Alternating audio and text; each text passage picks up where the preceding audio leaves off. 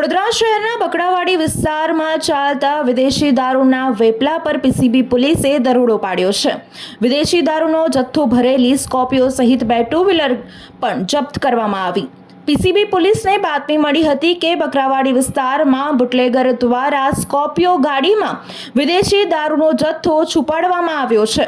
જે બાતમીના આધારે પોલીસે બકરાવાડી વિસ્તારમાં આવેલ નાડિયાવાસમાં દરોડો પાડ્યો હતો, જ્યાંથી કાળા કલરની સ્કોર્પિયો ગાડી મળી આવી હતી, જેમાં તપાસ કરતા 70 પેટી જેટલો વિદેશી દારૂનો જથ્થો મળી આવ્યો છે। આ સાથે પોલીસે દારૂની હેરાફેરી માટે વપરાતી 2 ટુ વ્હીલર પણ જપ્ત કરી છે। વાહન અને દારૂના જથ્થા સાથે ચિરાગ પરમાર નામક યુવકની પણ અટકાયત કરવામાં આવી છે।